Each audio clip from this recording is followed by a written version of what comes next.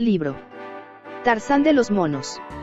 Escrito por Edgar Rice Burroughs. Capítulo 5. El simio blanco. Con toda su amorosa ternura, Kala crió al huerfanito, sin dejar de sorprenderse en silencio al observar que no desarrollaba la misma agilidad y fuerza física con que los monos de las otras madres se veían agraciados. Había transcurrido cerca de un año desde que el cachorro cayó en su poder y apenas podía caminar solo, y en cuanto a trepar, qué torpe era, el pobre. A veces, Kala debatía con las hembras mayores la cuestión, pero ninguna de ellas comprendía cómo era posible que aquel joven tardara tanto en aprender a valerse, a cuidar de sí mismo. Ni siquiera era capaz de encontrar alimentos por sí mismo. Y eso que hacía más de 12 lunas que Kala lo encontró. De haber sabido que el chiquillo tenía ya 13 meses cuando ella se apoderó de la criatura, lo hubiera considerado un caso absolutamente perdido, sin la menor esperanza, porque los demás pequeños de su tribu estaban tan adelantados a las 2 o 3 lunas como aquel extraño crío al cabo de 25. Tublat, el compañero de Kala, se sentía dolidamente humillado y de no ser porque su hembra estaba siempre ojo a Baise, se hubiera desembarazado del niño. Nunca será un gran mono, alegaba. Siempre tendrás que llevarlo de un lado a otro y protegerlo continuamente. ¿De qué le servirá a la tribu? De nada. Solo será una carga. Vale más abandonarlo, dejarlo dormido tranquilamente entre las hierbas altas.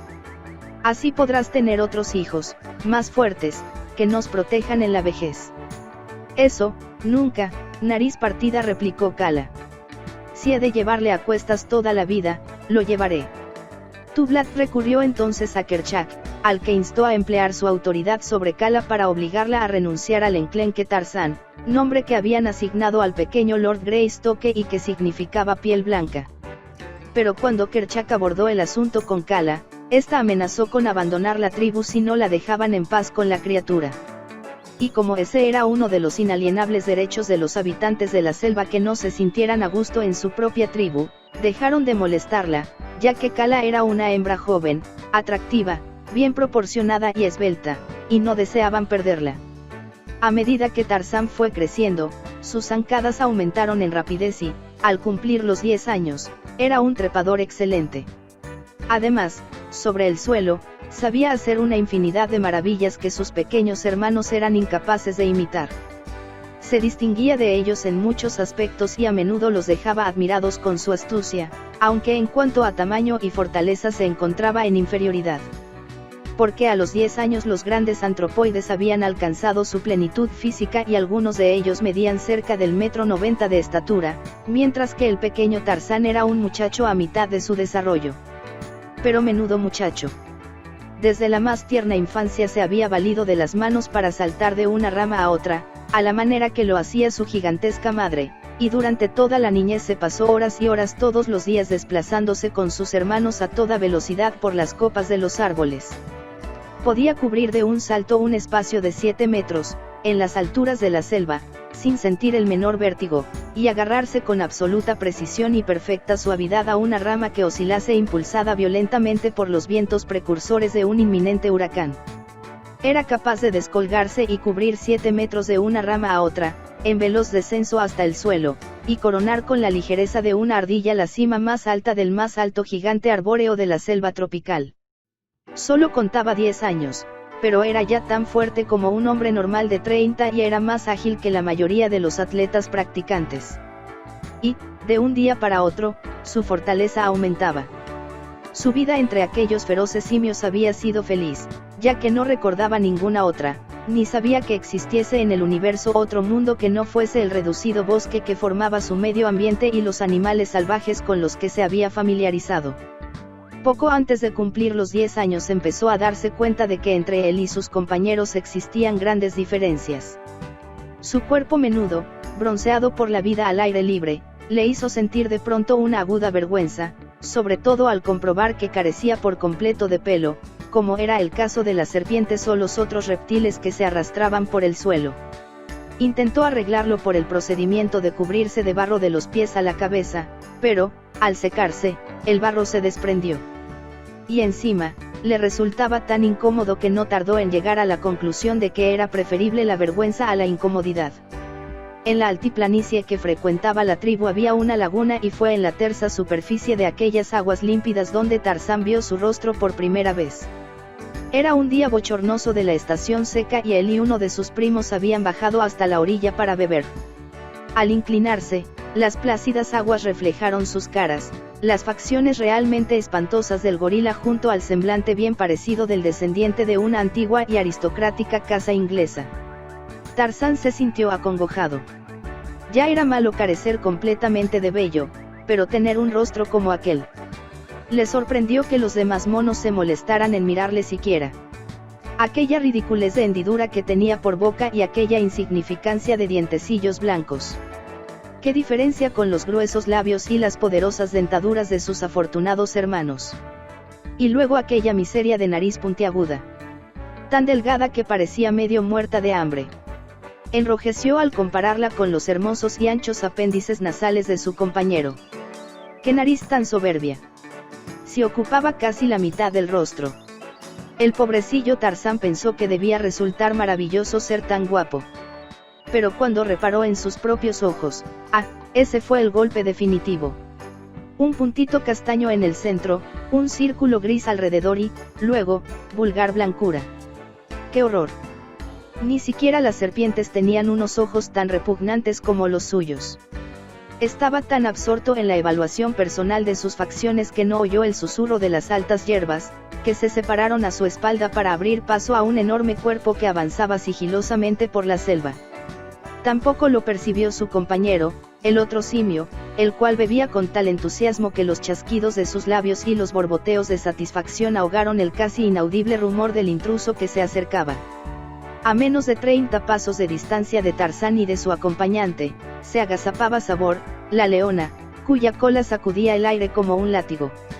Adelantó cautelosamente una de sus garras y la apoyó en el suelo sin el menor ruido, antes de alzar la otra. Así avanzaba. Con el vientre bajo, casi rozando el suelo, un gran felino que se preparaba para saltar sobre su presa. Se encontraba ya a 3 metros de los dos compañeros de juego, ajenos al peligro que se cernía sobre ellos.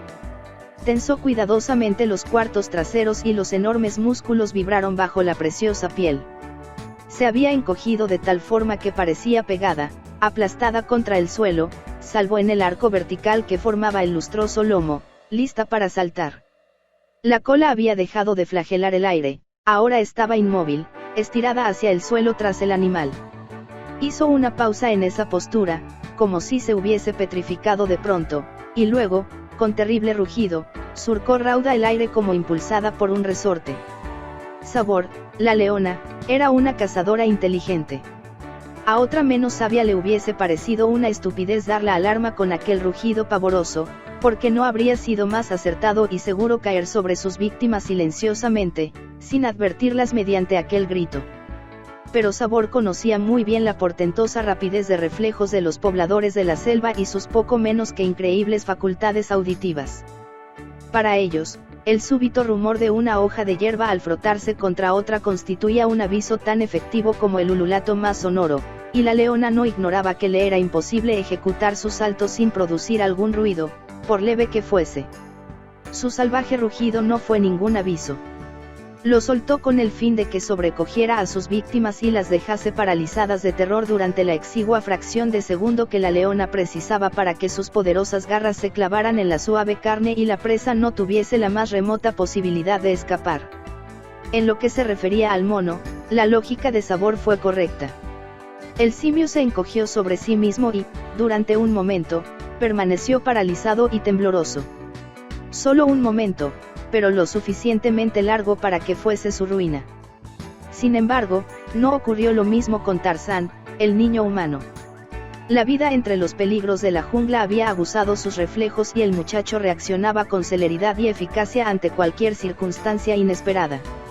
Su superior nivel de inteligencia le proporcionaba una agilidad mental que estaba lejos de las posibilidades de los simios.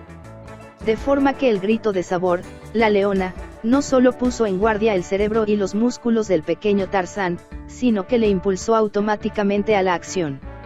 Antes sí se extendían las aguas profundas del pequeño lago, por detrás, una muerte segura. Una muerte cruel, bajo zarpas y colmillos desgarradores. Tarzán siempre había odiado el agua, salvo como medio para apagar la sed. La aborrecía porque la relacionaba con el frío y el fastidio de las lluvias torrenciales y la temía por los truenos y relámpagos que acompañaban a aquellos diluvios. Su selvática madre le había enseñado a evitar las aguas profundas del lago y, por otra parte, no vio pocas semanas antes al pequeño Nita hundirse bajo la tranquila superficie para no volver nunca más a la tribu. Pero entre las dos ominosas contingencias, el presto cerebro de Tarzán optó por la menos mala. Se decidió mientras la primera nota del rugido de sabor aún seguía quebrando la quietud de la selva. Antes de que el formidable félido hubiese recorrido la mitad del espacio de su salto, las frías aguas del lago cubrían el cuerpo de Tarzán. No sabía nadar y tampoco hacía pie, pero no perdió un ápice de esa confianza en sus recursos que era el distintivo de su personalidad superior. Procedió a mover rápidamente las manos y los pies en un intento de impulsarse hacia arriba y, acaso gracias a la casualidad más que al propósito, dio con el estilo de braceo que emplean los perros cuando nadan. Al cabo de unos segundos, su nariz emergía por encima de la superficie y comprobó que no solo podía mantenerse a flote moviendo los brazos como estaba haciendo, sino que incluso le era posible avanzar surcando las aguas. Descubrir aquella nueva habilidad, que se manifestaba en él de pronto, fue una sorpresa que le encantó, pero tampoco disponía de mucho tiempo para regodearse pensando en ello. Nadaba en paralelo a la orilla y allí vio a la cruel bestia carnívora agachada sobre la inerte figura del mono. Si no hubiese andado listo, él habría corrido la misma suerte que su pequeño compañero de juegos. La leona observaba atentamente a Tarzán, con la evidente idea de esperar que volviera a la orilla, pero el muchacho no albergaba la menor intención de hacer tal cosa. Lo que sí hizo, en cambio, fue lanzar al aire el grito pidiendo ayuda propio de la tribu, sin olvidarse de añadir las notas que advertirían a quienes acudieran a rescatarle que debían tomar las precauciones oportunas para eludir las garras de sabor. La respuesta le llegó casi de inmediato, a través de la distancia, mientras 40 o 50 grandes simios iniciaban su veloz y majestuoso vuelo de árbol en árbol, rumbo al escenario de la tragedia. A la cabeza de la partida iba Kala, que había reconocido el timbre de voz de su adorado hijo adoptivo y, con ella, la madre del pequeño antropoide que yacía muerto bajo la implacable sabor. Aunque mucho más poderosa y mejor dotada para la lucha que los simios, la leona no tuvo el menor interés en enfrentarse a aquella patrulla de enfurecidos monos adultos y, tras un gruñido de despechado odio, juzgó conveniente lanzarse de un salto al interior de la maleza y perderse en la espesura. Tarzán nadó hasta la orilla y salió rápidamente del agua. La sensación de frescura y euforia que el lago le había proporcionado inundaba su ser de agradecida sorpresa y, a partir de entonces, todos los días que le era posible, nunca dejaba de aprovechar la oportunidad de darse un chapuzón en la laguna, en algún riachuelo o en el océano. A Kala le costó mucho tiempo acostumbrarse a verle realizar aquellas exhibiciones, porque si bien los miembros de su tribu nadaban cuando se veían obligados a ello, a ninguno le hacía gracia meterse en el agua y jamás lo hacían por propia voluntad. El incidente de la leona procuró a Tarzán un cúmulo de agradables recuerdos, porque tales lances quebrantaban la monotonía de la vida diaria que, en general, era una tediosa rutina consistente en buscar alimento, comer y dormir. La tribu a la que pertenecía Tarzán deambulaba por una superficie de terreno que se extendía aproximadamente a lo largo de 40 kilómetros de costa y se adentraba en tierra unos 80 y tantos. Recorrían aquel territorio casi constantemente, aunque a veces permanecían varios meses estacionados en algún punto de la zona. Pero como se desplazaban con gran velocidad a través de los árboles, cubrían toda aquella demarcación en muy pocas jornadas. Todo ello dependía en buena medida de las existencias de provisiones de boca, de las condiciones meteorológicas o del predominio en determinados parajes de animales de especies más peligrosas. Aunque, con frecuencia, Kerchak los obligaba a efectuar largas marchas sin más motivo que el hecho de que se había cansado de estar en un sitio. Pernoctaban allí donde les sorprendía la oscuridad, se acostaban en el suelo, algunas veces se cubrían la cabeza, y en raras ocasiones el cuerpo, con grandes hojas de la hierba llamada oreja de elefante. Si la noche era fría, se acurrucaban en grupos de 2 o 3, abrazados, para aprovechar el calor corporal del compañero. Durante todos aquellos años, Tarzán había dormido siempre en brazos de Kala. Aquella bestia feroz y gigantesca quería a aquel cachorro de otra raza con un cariño inconmensurable y, por su parte, Tarzán dedicaba a aquel formidable animal peludo todo el afecto que hubiera correspondido a su hermosa y joven madre, caso de que viviese. Cuando Tarzán se mostraba desobediente, Kala no tenía reparo en abofetearle, pero nunca era rigurosa con él y le acariciaba con mucha más frecuencia con que le castigaba. Tublat, la pareja de Kala, nunca dejó de odiar a Tarzán y en más de una ocasión estuvo a punto de poner fin a la joven existencia del chico. A su vez, Tarzán nunca perdía la ocasión de demostrar a su padre adoptivo que correspondía como era debido a sus sentimientos y, siempre que podía jeringarle sin correr riesgo, desde la protectora seguridad de los brazos de Kala o desde las ramas delgadas de las alturas de los árboles, obsequiaba a Tublat con muecas burlonas o gritos insultantes. Ser más despabilado y más astuto permitía a Tarzán inventar 1000 tretas diabólicas para llevarle por la vía de la amargura, para añadir más complicaciones a la vida de Tublat. De pequeñito, Tarzán había aprendido a fabricar cuerdas a base de atar y retorcer tallos de hierba, cuerdas con las que hacía dar traspiés a Tublat o intentaba colgarle de alguna rama sobresaliente. A fuerza de juguetear y de experimentar con las hierbas, aprendió a hacer nudos, cada vez menos toscos, y lazos corredizos, con los que tanto él como sus jóvenes compañeros pasaban buenos ratos. Los otros monos trataban de hacer lo mismo que Tarzán, pero solo él sabía crear cosas nuevas y sacarles partido. Un día, mientras jugaban, Tarzán arrojó la cuerda hacia uno de sus compañeros que trataba de alejarse. Sostuvo firmemente agarrado el otro extremo de la soga. Por puro azar, el lazo pasó por la cabeza del mono, descendió hasta el cuello y detuvo en seco al sorprendido animal. Atiza, pensó Tarzán. Ahí tenía un juego nuevo, un estupendo sistema de caza, le faltó tiempo para repetir la jugada. Y así, mediante la práctica afanosa y continua, aprendió y dominó el arte de echar el lazo. A partir de entonces, la vida de Tublat fue una constante pesadilla. Durante sus horas de sueño o en plena marcha, de noche y de día, la posibilidad de que un silencioso nudo corredizo se ciñera alrededor de su cuello y estuviese a punto de estrangularle era una amenaza que en cualquier momento podía concretarse. Y Tublat nunca sabía cuándo. Kala castigaba a Tarzán. Tublat juraba tomarse cumplida venganza y el viejo Kerchak, al enterarse de la situación, advirtió y amenazó al travieso muchacho. Pero ninguna de tales medidas sirvió de nada. Tarzán los desafiaba a todos, y el fino y fuerte lazo corredizo siguió cayendo en torno al cuello de Tublat, cuando éste menos lo esperaba. Los demás simios disfrutaban enormemente con los sinsabores de Tublat, ya que Nariz Partida era un sujeto antipático que, de todas formas, no le caía bien a nadie. En el esclarecido cerebro de Tarzán se agitaban siempre infinidad de ideas, detrás de las cuales, en el fondo, bullía su admirable capacidad de raciocinio.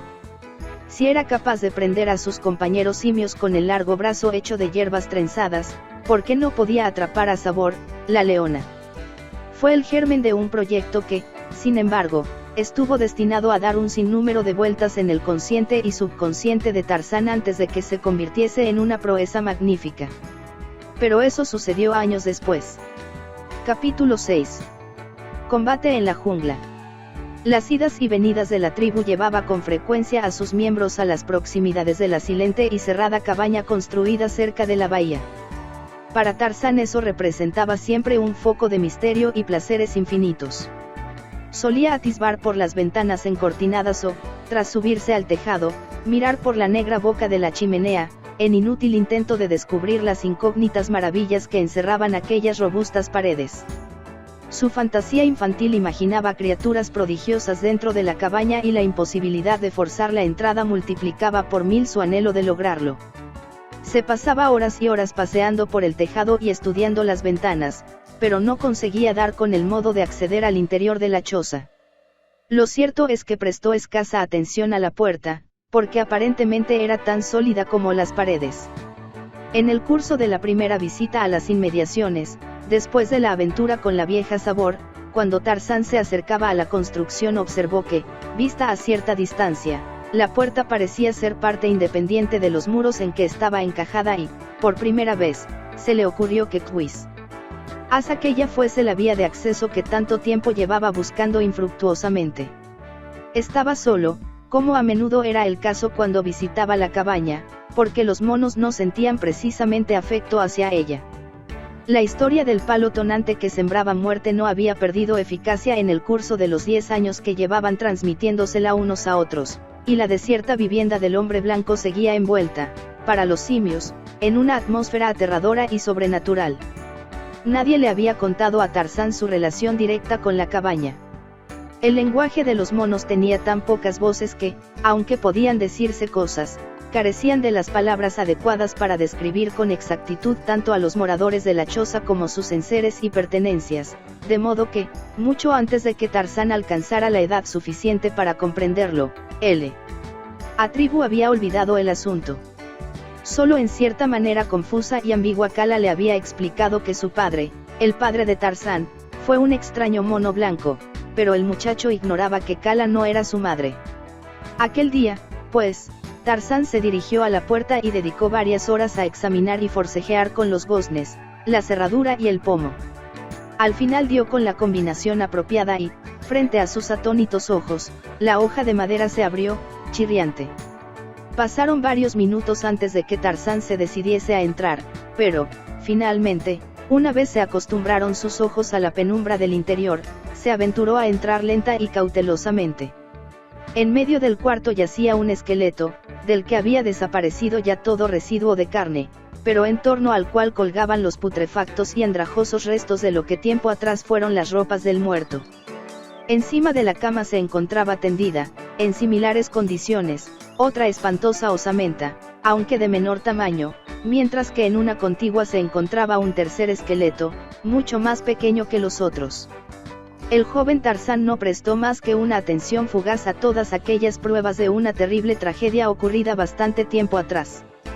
Durante su vida en la selva virgen había visto los suficientes animales muertos o moribundos como para estar inmunizado y es posible que, aunque hubiera sabido que tenía ante sus ojos los restos mortales de sus padres tampoco habría sentido ninguna emoción especial.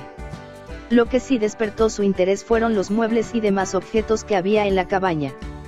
Examinó algunos minuciosamente armas y herramientas extrañas, libros, papel, prendas de vestir, los pocos que habían soportado los devastadores efectos del tiempo en aquella húmeda atmósfera de la selva costera. Abrió armarios y cajones actos que no resultaban inasequibles a su escasa experiencia, el contenido de los cuales estaba mejor conservado. Encontró, entre otras cosas, un cuchillo de caza con cuya afilada hoja se hizo inmediatamente un corte en un dedo. Sin que eso le asustase lo más mínimo, continuó con sus experimentos y, al comprobar lo fácil que le resultaba esgrimir un hacha que había encontrado, aprovechó la circunstancia para arrancar unas cuantas astillas a la mesa y a las sillas con su nuevo juguete. Se lo estuvo pasando en grande un buen rato, pero acabó por cansarse de darle al hacha y continuó sus exploraciones. En un armario repleto de libros vio un volumen con imágenes de alegres colores, una cartilla con alfabeto ilustrado, A, de arquero, el que dispara flechas con arco. B, de bebé, se llama Joe. Las ilustraciones le interesaron extraordinariamente. Había muchos monos con cara semejante a la suya y al pasar las páginas del libro encontró, en la M, algunos micos como los que veía saltar a diario entre las ramas de los árboles de su selva virgen. Pero en ninguna parte vio imágenes de miembros de su pueblo, en todo el libro no había nadie que se pareciese a Kerchak, a Tublat o a Kala. Al principio trató de arrancar de las hojas aquellas figuritas, pero no tardó en comprender que no eran reales, aunque ignoraba que podían ser ni disponía de palabras para describirlas. Barcos y trenes, vacas y caballos carecían de significado para él, pero no le resultaban tan desconcertantes como las extrañas figuritas situadas debajo de los dibujos de colores. Pensó que podría tratarse de alguna clase de insectos raros, porque muchos de ellos tenían patas, aunque no vio ninguno que tuviese ojos ni boca. Fue aquel su primer encuentro con las letras del alfabeto, y apenas habría rebasado entonces los 10 años de edad. Naturalmente, nunca había visto nada impreso, ni siquiera había hablado con un ser viviente que tuviese la más remota idea acerca de que existiera algo como el lenguaje escrito, ni, desde luego, había visto nunca a nadie entregado a la lectura. Nada tiene de extraño, pues, que aquel chiquillo se encontrase completamente perdido, incapaz de suponer siquiera el significado de aquellas extrañas figuras. Hacia la mitad del libro se tropezó con su vieja enemiga, Sabor, la leona, y, un poco más adelante, el cuerpo enrollado de Ista, la serpiente. Ah, aquello era de lo más fascinante. En sus 10 años de vida nunca había disfrutado tanto de una cosa. Tan absorto estaba revisando el libro que no se percató de que se aproximaba la oscuridad de la noche, hasta que la tuvo encima y las imágenes empezaron a hacerse borrosas. Volvió a poner el libro en su lugar y cerró la puerta del armario, ya que no deseaba que alguien más encontrara y destruyese aquel tesoro. Al salir, mientras las sombras nocturnas se espesaban, cerró la puerta de la cabaña, dejándola como estaba antes de que él descubriese el modo de abrirla. Antes de abandonar la cabaña, sin embargo, había reparado en el cuchillo de caza, caído en el suelo, y lo recogió para enseñárselo a sus compañeros. Apenas había dado una docena de pasos en dirección a la selva cuando una ingente forma surgió de entre las negruras que envolvían un arbusto y se irguió ante él. De momento creyó que era alguien de su misma tribu, pero al cabo de unos segundos reconoció a Bolgani, el gigantesco gorila. Estaba tan cerca que no existía la menor posibilidad de huir y el pequeño Tarzán comprendió que no le quedaba más remedio que plantarle cara y luchar en defensa de su vida. Porque aquellas formidables bestias eran enemigos mortales de su tribu y ni unos ni otros daban o pedían nunca cuartel. De haber sido Tarzán un mono o macho adulto de la especie de su tribu, la pelea habría estado más igualada, pero al no ser más que un muchachito inglés, aunque de músculos extraordinariamente desarrollados, no tenía la menor posibilidad frente a aquel despiadado antagonista. Sin embargo, por las venas del chico circulaba la sangre de lo más excelso de una raza de formidables guerreros y, además, su ánimo se veía respaldado por el adiestramiento que le proporcionó su breve pero intensa existencia entre las fieras de la jungla. Desconocía el miedo, tal como lo sentimos nosotros. Su corazón aceleró los latidos a causa de la excitación y el estímulo de la aventura. Si se le hubiese presentado la oportunidad de escapar, la habría aprovechado, pero solo porque la sensatez le decía que no era rival para aquella mole feroz que tenía delante.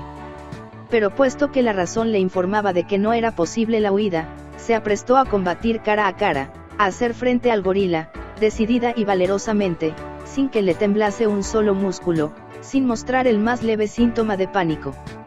Lo cierto es que recibió al simio cuando éste se hallaba a mitad de su asalto, pero el impacto de los golpes asestados por los puños de Tarzán en el corpachón del enorme gorila fue tan poco efectivo como hubieran resultado los intentos de un mosquito que atacara a un elefante.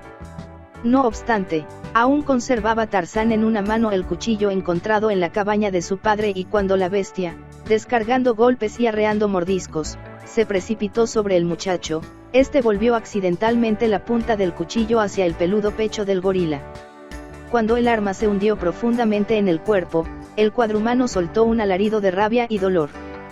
Pero en aquellos breves segundos el chico había aprendido a utilizar su afilado y reluciente juguete, de modo que, mientras la bestia sacudía y desgarraba, arrastrándole hasta el suelo, Tarzán hundió repetidamente la hoja, hasta la empuñadura, en el pecho del gorila. El simio empleaba el método de lucha propio de los de su especie, descargaba golpes terribles con la mano abierta y desgarraba con sus poderosos colmillos la carne del pecho y del cuello de Tarzán. Rodaron por el suelo en el violento frenesí del combate. Aunque cada vez con menos fuerza, el debilitado, rasgado y medio desangrado brazo del muchacho siguió hundiendo una y otra vez la larga hoja del cuchillo en el cuerpo de su adversario, hasta que, finalmente, la pequeña figura se tensó con un espasmódico estremecimiento y Tarzán, el joven Lord Gyar Stoke, cayó inconsciente sobre la seca y pútrida vegetación que alfombraba la selva que era su patria.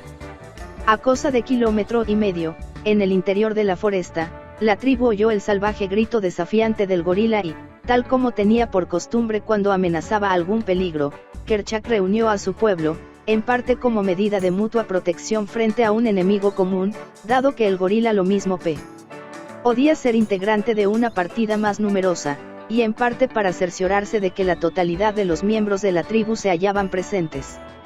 No tardó en comprobarse que faltaba Tarzán y Tublat se apresuró a manifestar su enérgica oposición a que se le enviase ayuda.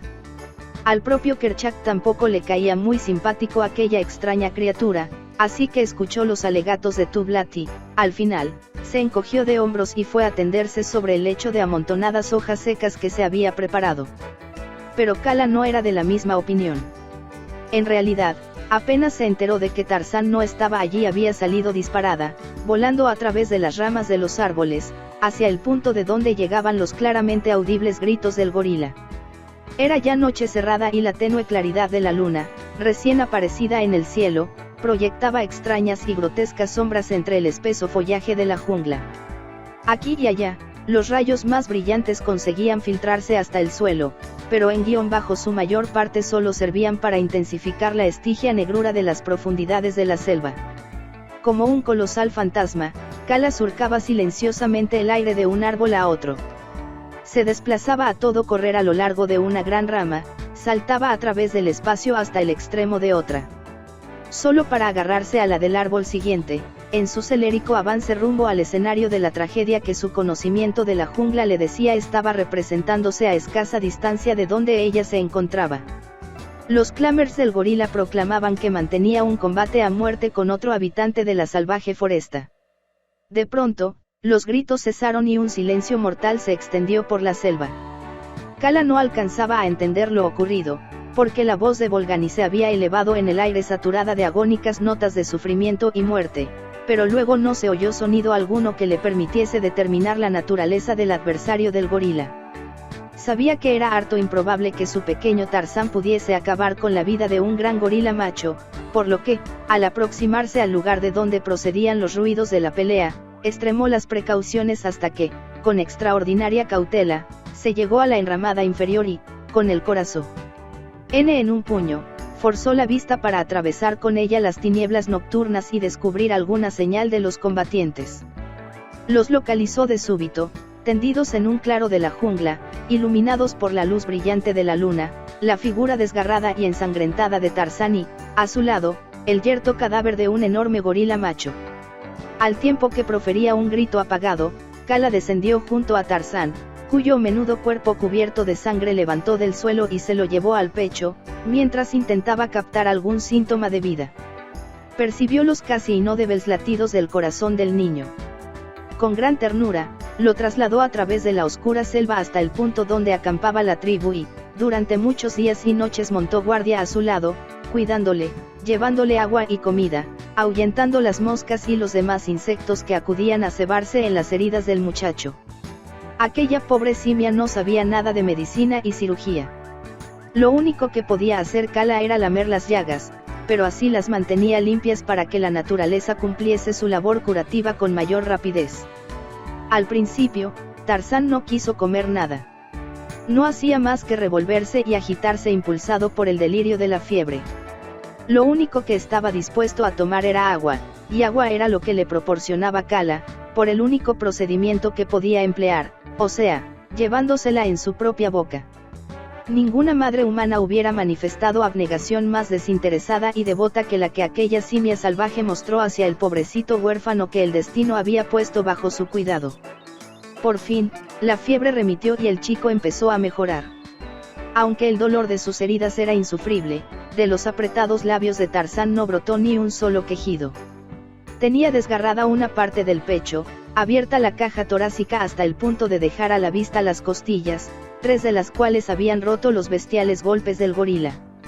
Los gigantescos colmillos de la fiera casi le habían arrancado un brazo y en el cuello faltaba un buen pedazo de carne, lo que dejaba al descubierto la yugular, que de milagro no seccionaron las crueles mandíbulas. Con el mismo estoicismo de los animales entre los que se había criado, Tarzán soportó en silencio su sufrimiento y prefirió alejarse de los demás, arrastrándose, y permanecer hecho un ovillo oculto entre las altas hierbas, a exponer sus desdichas a la vista de todos.